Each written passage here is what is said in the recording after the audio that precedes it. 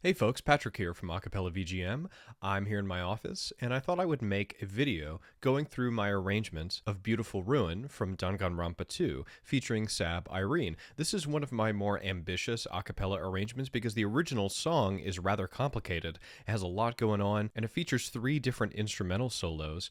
And so I figured I would show you a little bit of my Logic project and show you how I constructed it and the different steps that I took to make it sound the way it does. So let's go to my Logic project. This is what my Logic project looks like. You can see a lot of it is color-coded.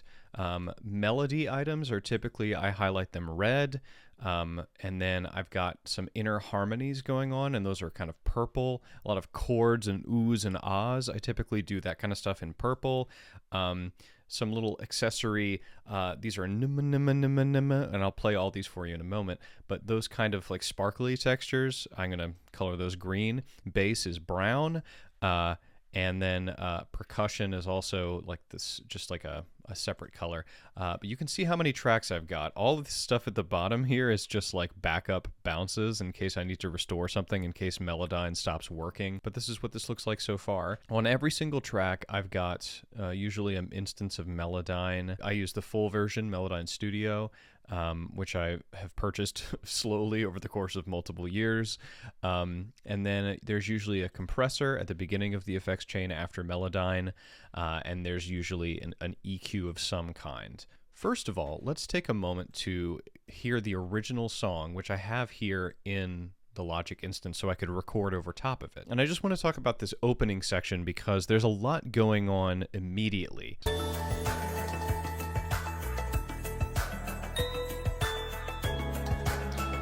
So we've got a steel drum, steel pan kind of melody going on top. You've got this texture. You've got a bass line underneath. There's an electric piano that's just like chord, that just kind of establishes tonality. And so all of those things I wanted to replicate in my own arrangement. The first thing I did was I recorded all of these, which gives a sense of momentum to the vocals, just gives some activity. So this is what that sounds like by itself.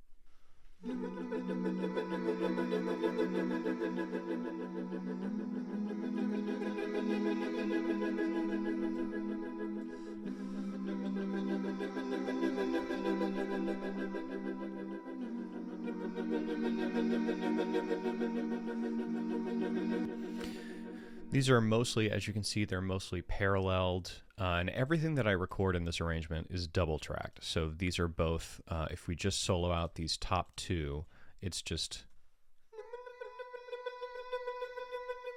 they're both singing in unison.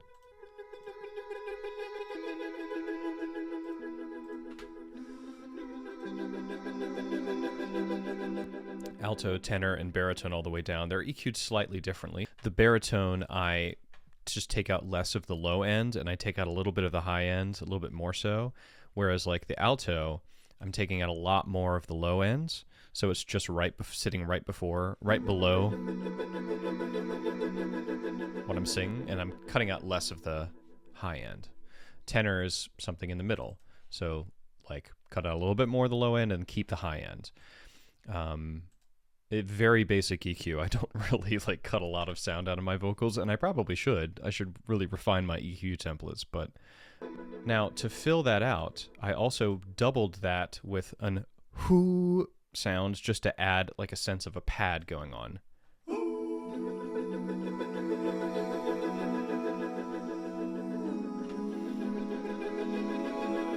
And you can hear I'm going ooh, ah.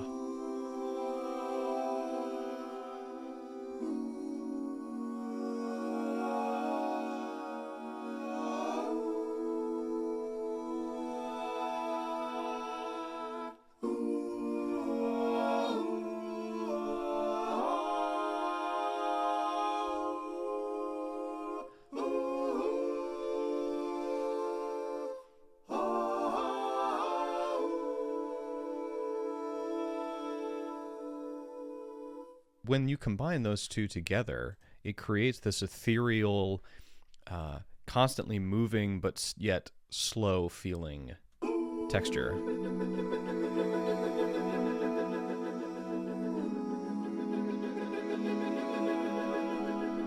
What I also did with these Nooma Noomas is I also put them in these first two buses that I use are both reverb bus. This is a short reverb bus. This is Valhalla Vintage Verb. That's the setting in case you're curious. With a 1980s sort of color to it and just over half a second. Then the second is a longer concert hall, 1.6 seconds. That's like also much lower in the mix. You can't really see it because of where my webcam is, but that's down by like 13 decibels. So much less of a sound there, but just as a nice kind of open space. But then the third bus I use just for these Noomas and a couple other things is like an echo. So if I didn't have the echo, it'd sound like this.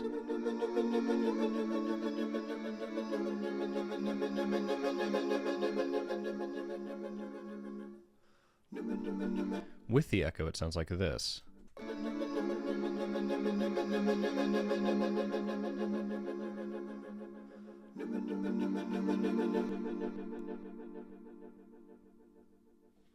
So just a little bit of extra something there. Then over top of all that, I tried to replicate the texture. It's really difficult to sing that kind of line. You can't really just go I mean, I guess you could. It's just, it doesn't sound very good, and it's very, if I were to really get down in there, it would probably be very out of tune. So what I did instead was I recorded each note one at a time, and I spaced them out accordingly, so it sounds like this.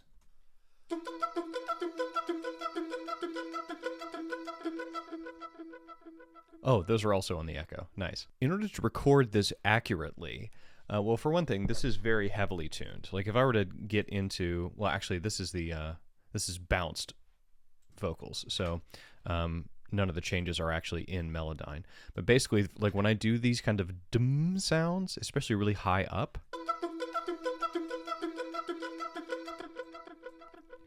if you don't really aggressively tune it, it sounds bad. So out of anything that I tune for my vocals, this is like that kind of texture is what I tune the most. And so if I was going to tune this, what I would do is I would go 100% pitch drift, 100%, and then like use this pitch modulation tool probably and just flatten everything. Here's another way that I cheated to make this work. I actually recorded them like this, all on the beat. So when I recorded that, I just did dum dum dum dum dum on the beat. So it sounded like this.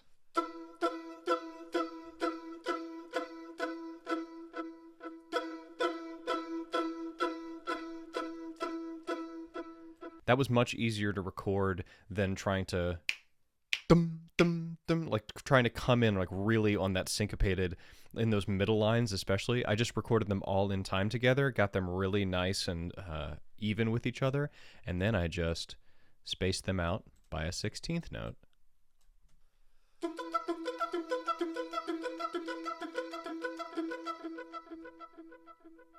Little hack for recording acapella arpeggios. Then we have Sab's lead vocals that she recorded. She recorded 2 takes because I asked her to double track any vocals. And these are panned left and right. Kind of lightly tuned. I didn't tune like 100% on any of the lead vocals. That really suck the life out of any performance if you overtune it. And then I had my own vocals underneath an octave down. I also recorded a version of myself singing up the octave, but I decided because Sab sounded so good up there and we don't need me up there, I got rid of that and I muted it in the final performance.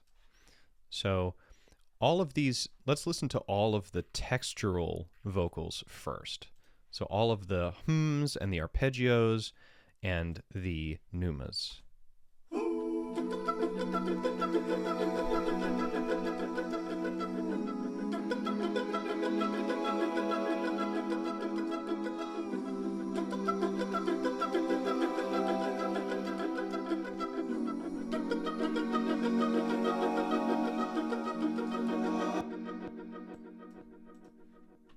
What do we have to do next? Percussion. Of course, we've got the shaker.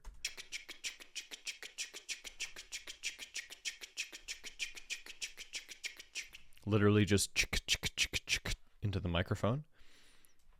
We have a snare sound.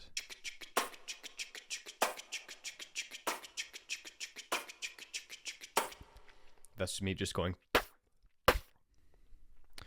Then we have 2 layers of kicks, just to give a little bit of emphasis to the kick drum. This is kind of a more raw sound, and then this one is pitched down, or not. I don't know if it's pitched down necessarily, but the top end is all EQ'd out, and it's put right in the center. The other one is put off to the side.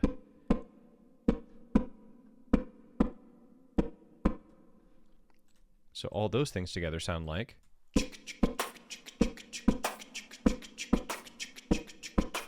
Then I have 4 layers of clapping, panned across the spectrum here. I had to record these like way back there. Other things to note, I've started using my own sample library for how I do percussion. So I've recorded myself doing like 15 snare samples, like, which doesn't sound very good right now, but I set up a sample library in Contact. Do I still have the snare one up? Yeah.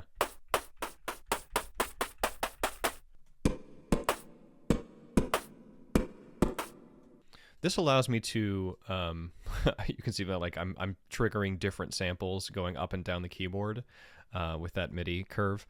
And that essentially allows me to lay down a quick beatbox track, have kind of a consistently good beatbox sound underneath all the other vocal percussion that I'm doing. And it also allows me to perfectly quantize it, so I can like just make sure it's exactly in time, and then I can, when I record everything else on top of it, it's much more accurate, and I end up having to do less retakes and time accurate stuff later. A lot of the time, what I'll do for vocal percussion is I will record what's called a spit track, where I like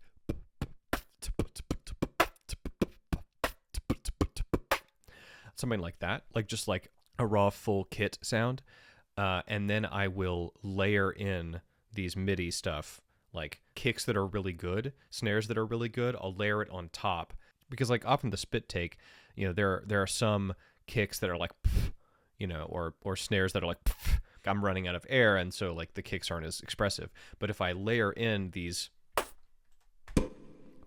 all that stuff, it makes sure that I have something really solid underpinning everything. That's a peek behind the screen, and that's why some of these things are called MIDI kick, because they're basically just MIDI kick. I'm constantly learning about how better to do vocal percussion, because no matter what, it's not going to sound like a real drum set.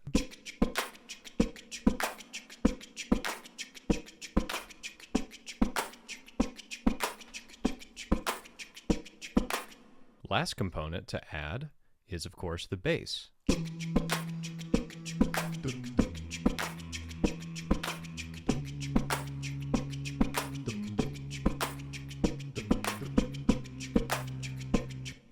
When I record bass, both takes are fully panned all the way to the complete opposite direction. So like bass is kind of surrounding. I record 2 takes of that, and then I bounce one of the takes into an octave down track. I shift the vocals down by 12 semitones. I compress it, and then I EQ almost everything out. So if I were to take that EQ out, it would sound like this. And there's a lot of garbage there. So what I want is only the tone. Almost nothing else. And then I use a sub bass booster that just adds an extra level of bass below that bass. So that together, the bass part sounds nice and warm. Dum, dum, dum, dum, dum, dum. Now, some of those notes that you're hearing, dum, actually, weirdly, I have it today. Dum, dum, dum, dum, dum, dum. Um, I'm not really a bass 2. My voice sits most comfortably in baritone registers, um, although I haven't really spoken or warmed up today, so I'm at my bassiest. So those notes that you're hearing are either me recording first thing in the morning, like I just did, dum dum dum dum dum dum, and I might be able to crank out some of those bass notes.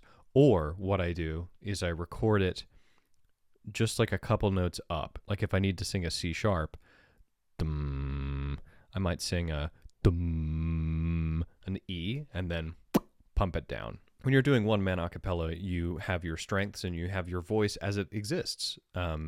You can't be everything all at once. And so thankfully with the aid of technology, I'm able to sing more notes than I would be otherwise. Altogether, all of the melodic components sound like this.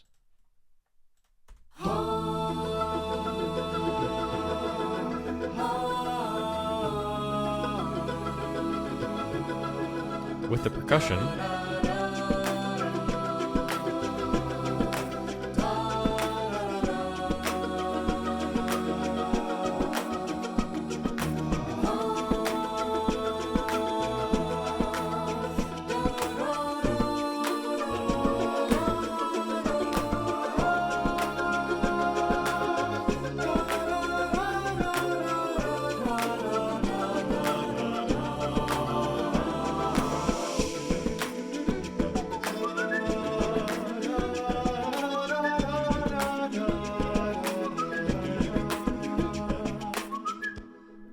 okay, so now we have a couple new things going on.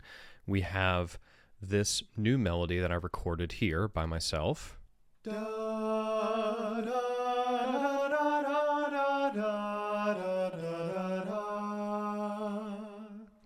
Kind of sloppy on purpose, because if you listen to the original, it's really just like a steel pan or like a steel drums.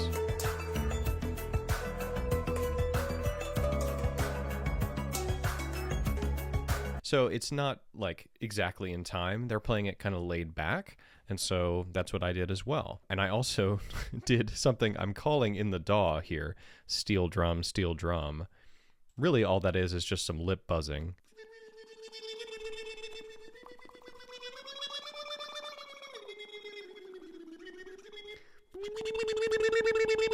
I'm just literally doing that just to add some extra steel drum type texture here.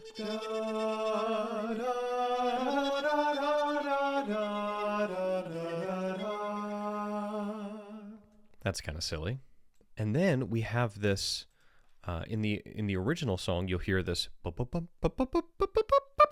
this kind of escalating melodic background riff.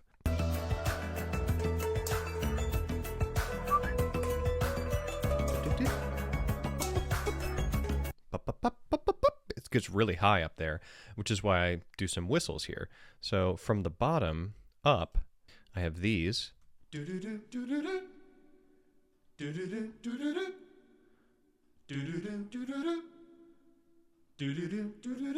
little sloppy too there. I didn't fully tune those. And then I have some whistles that I added on top as well, which sound like this. Those are pretty heavily tuned. Whistling, it's really hard to whistle in tune, especially up that high and that fast. And if you don't tune it, it sounds bad. And I didn't really tune the stuff here at the bottom as much to give it just a little bit more realism. So altogether, that sounds like this.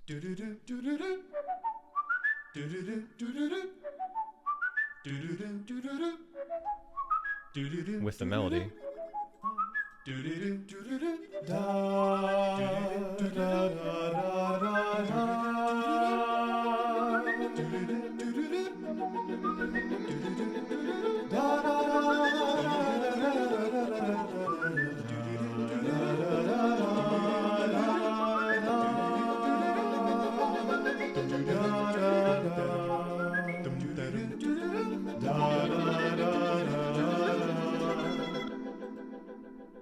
Really kind of floaty stuff going on there. And then you add the bass.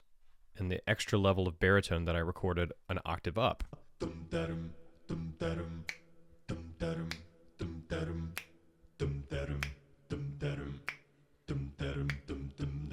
that really kind of sets everything in.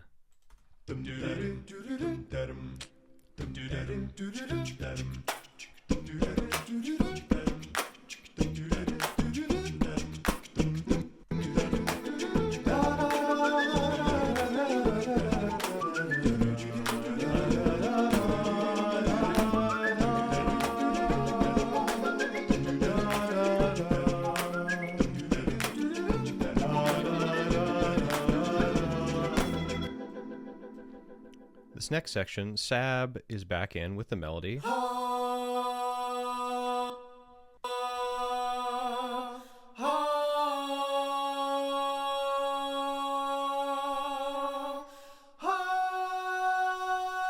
Very basic melody, which is really not the most important feature of it. If it's like in the organ or something in the background in the original, it sounds like this in the original.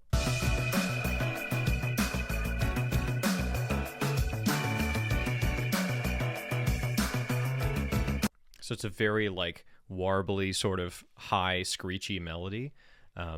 So I went with a more ha instead because it sounds a lot nicer. But then underneath that is a very active harmonic underpinning via these bop bop bop bop ba sounds.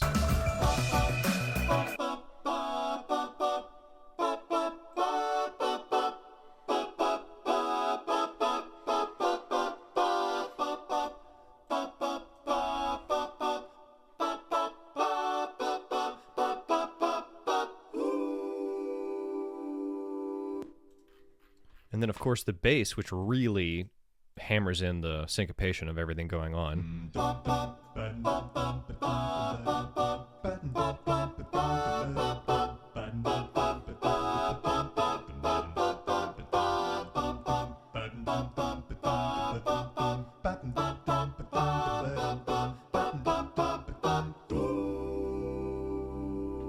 Hit him with that low C.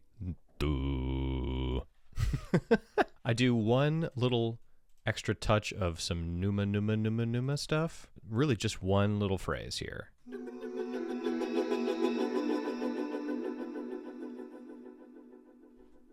Just to add some nice movement in the second half of this phrase.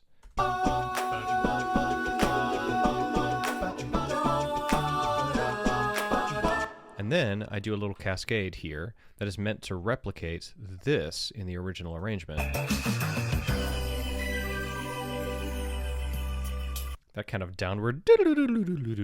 What I did was I recorded, using the Nooma tracks, which already had the echo on them, I did this.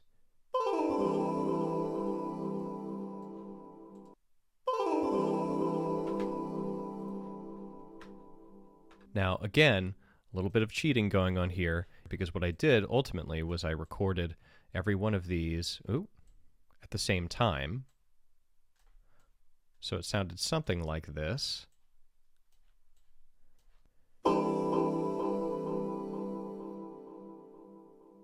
Yeah. And then I gradually moved those down the line. And that's what that sounds like.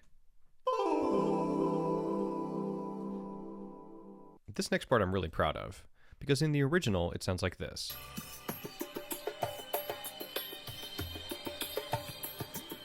So there's like a percussion stuff going on, and this kind of sort of texture underneath that slowly builds back into the repeat. So what I did was I created this really tall texture.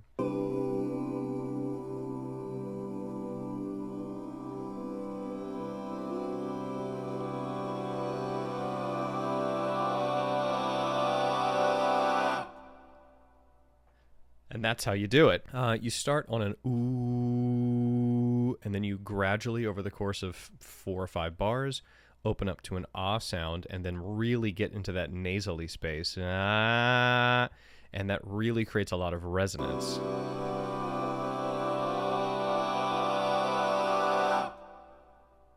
which is cool. Sab even recorded some for me as well. As part of the collab, she recorded some extra little things that added more texture.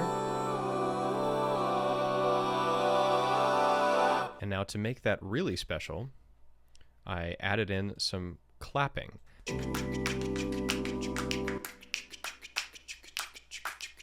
I did the chicka chicka chicka, and I did kind of a clave type rhythm here with a snap. Oh, and I also did some other random claps up here.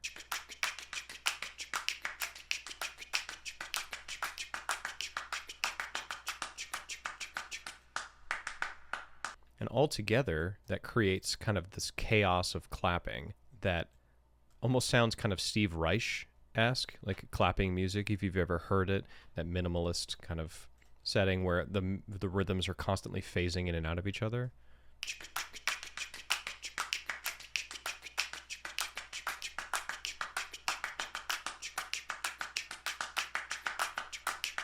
Then the bass, I added a little lick to give it a little movement forward as well, to expand that huge chord that I had built on top.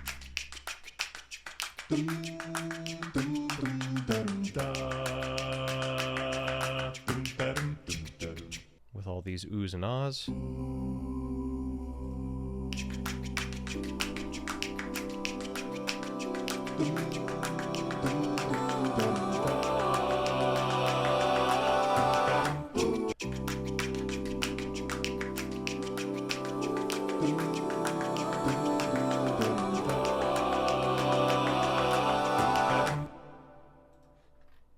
Where are we going now?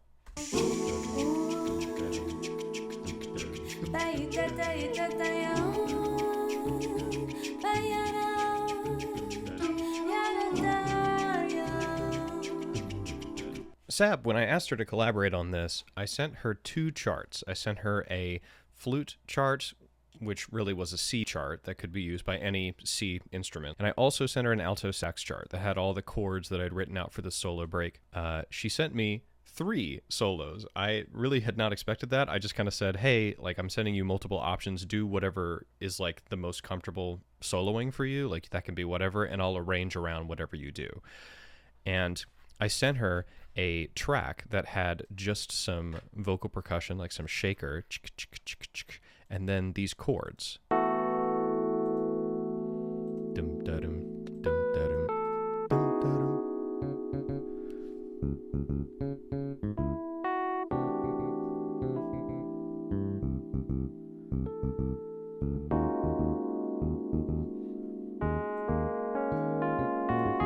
So I had already kind of mapped out what my vocals would be doing. So what I ultimately got from her was 3 solos, a scat solo here, just her vocals. I added a little bit of echo to it.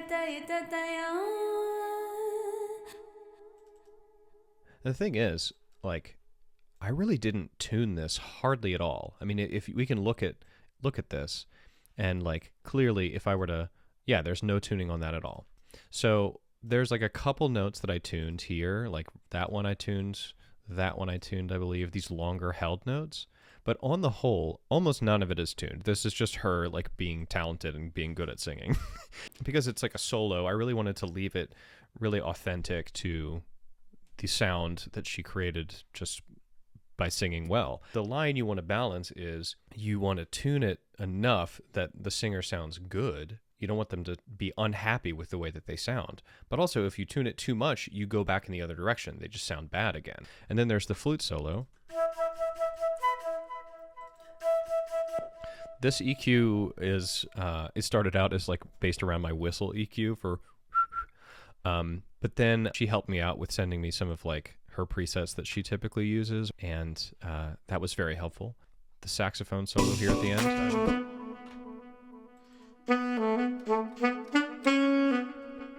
Played around with a little bit of the saturation using the tape delay plugin, which is like, I didn't actually put too much of a delay on it. I took the delay out, but I just amped up the tape saturation to really like give a extra presence to it. Really punchy.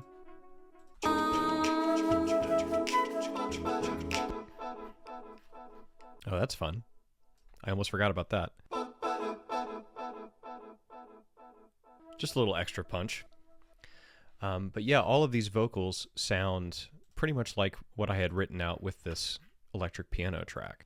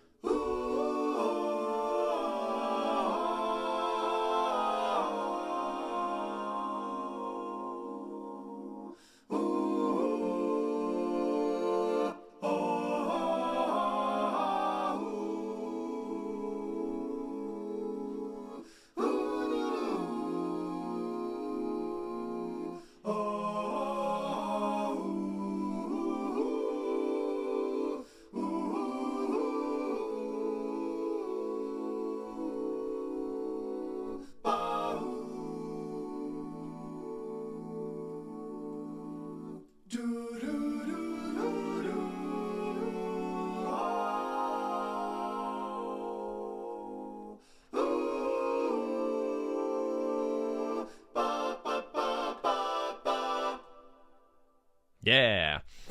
That's kind of, this is very take six-ian. I really tried to flex my jazz arranging muscles, as I also did in the Passing Breeze solo I did earlier this summer. I did it in the exact same way. I created this electric piano and a bass line, sent it to Tyler Meyer, and he recorded over it before I'd finished recording my vocals. I really just kind of tried to channel what Take Six might do, although I don't have like half of the harmonic sensitivity and creativity that Take Six does, and so I did my best. But I think I did pretty well. I created some really spicy chords that reharmonized a little bit, but still made it sound like the chords in the original. With the bass line,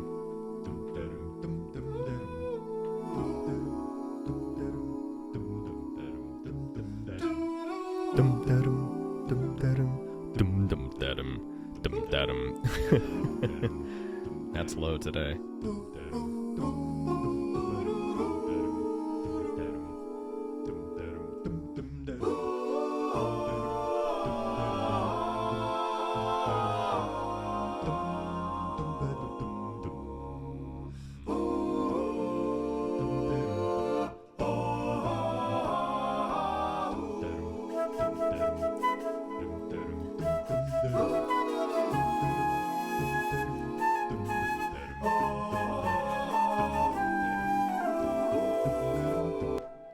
During this section, I added in some snaps.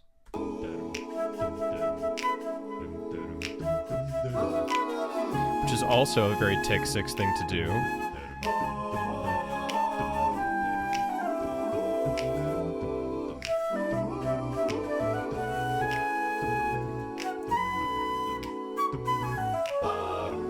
Ah, I love that part.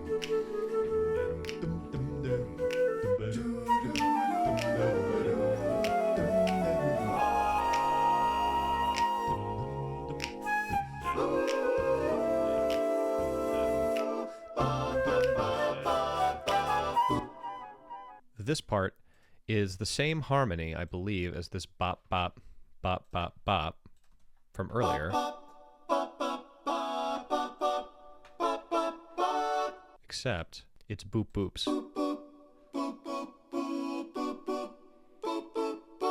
And there's also an extra something on the bottom, which is in the original, and I didn't do the first time, but I did do in the second time.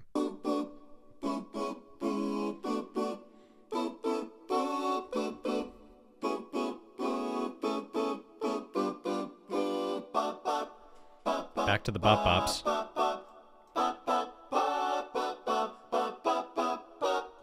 I also added just me singing.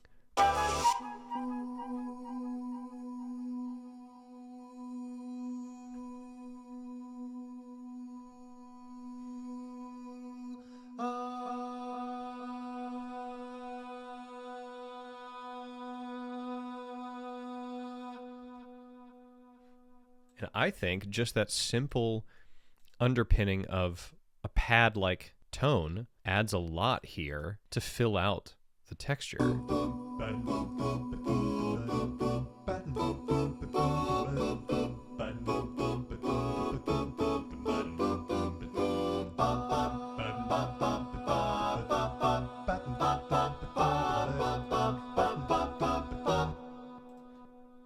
Especially with the sax. Sounds almost like an echo.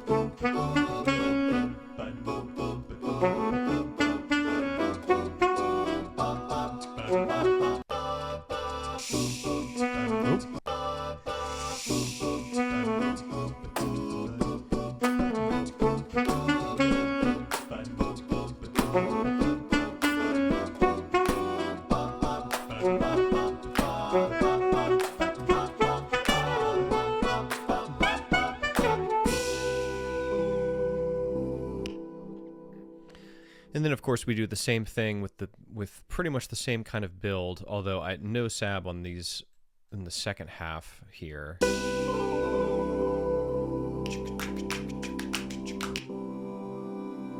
And then I did some more Noomas.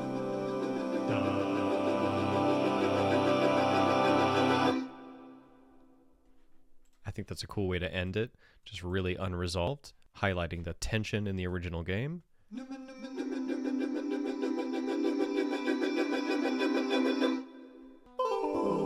There's that thing again. Even more like random clap type things to fill out the percussion.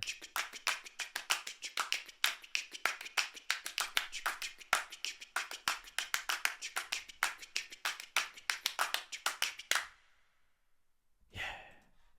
That's less random that time, actually. I really didn't whistle very much in this arrangement. I only whistled just this part here, and then just this part.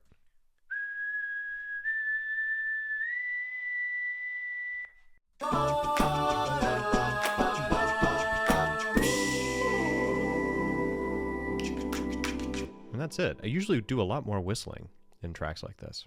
Anyway, that's the arrangement of Beautiful Ruin from Danganronpa 2. If you've enjoyed this video, seeing kind of a behind-the-scenes look at how I make arrangements, you should check out my Patreon. Every month, I release a behind-the-scenes vlog that showcases a little bit about what I'm working on in the future, and I play little samples of what I'm recording, stuff that's not ready for production yet, but you might give you a sneak peek about what it's going to sound like. I'm going to be doing more of these Logic breakdown videos in the future on my Patreon. So I would love if you would subscribe to that if you are able. And if you're not able to do that right now, that's also totally fine. Go ahead and hit that like and subscribe button. It really helps the channel continue to grow, and it's very much appreciated. Thanks everyone for tuning in. I really hope you enjoyed it, and I'll see you in the next video.